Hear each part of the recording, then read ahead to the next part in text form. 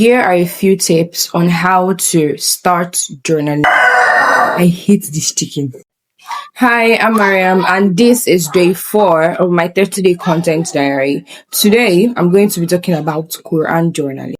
I used to watch a lot of people on social media read the Quran, reflect through the verses, and then there are times where they will just read one verse, and then they are going to spend 5 minutes, 10 minutes talking about that one verse.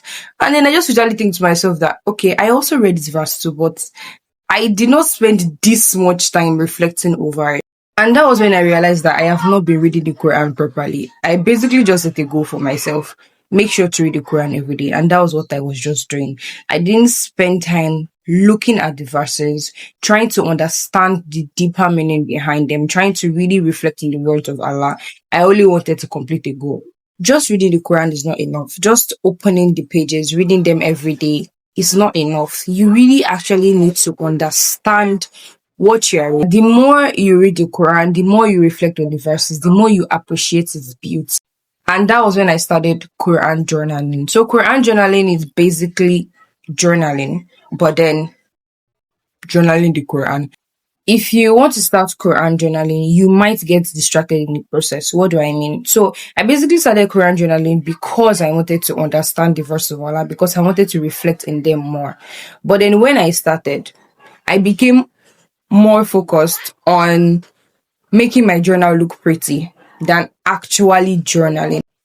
So I went to Pinterest and saw a few posts about Quran journaling, and then I saw how beautiful they made the journals. They were a lot of paintings, highlights, and so on.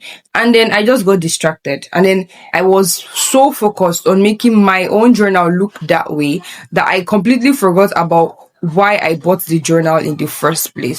Alright, so here are a few tips on how to start journaling. First thing you have to do is get a journal. It can be a book, it can be a journal, anything that you're comfortable writing in. Second thing you need is a Quran with translation. If you don't know how to read or understand Arabic, you can easily just get a Quran like this. And I especially love Quran with translation because of the footnotes at the bottom here, because they usually explain some verses and they usually explain some terminologies that you might not easily understand if you are not an Arabic scholar. The third thing you need to do is get a pen, obviously. What are you going to write with? Fourth thing you need to do is make sure that your frontal lobe is active while you're reading the Quran. And what I mean by your frontal lobe is make sure that you're actually paying attention to the verses. You're not just reading them because you want to read the Quran. You're reading because you actually want to reflect and understand. Remember that it's not about the amount of pages you get to read per day. It's about what you learn and what you're able to assimilate. Now, you can do this in various ways. For example, if you're somebody that you are not acquainted with the Quran, you don't really have any background in Quranic knowledge, you might want to listen to some podcasts. Personally, I listened to Yasir Qadhi because he did a whole Ramadan series on tafsir of the whole Quran, where it explained every single chapter. And he also did a special Ramadan series on Surah Al-Kahf. First thing I do when I'm reading a surah is I try to understand the main theme.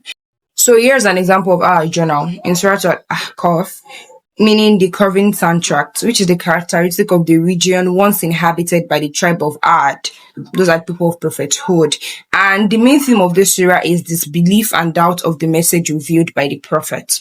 And then basically after reading through, I usually try to bring it back to myself. Okay, what parts of this surah talks about you, Mariam? What part of this surah do you feel resonates with you deeply?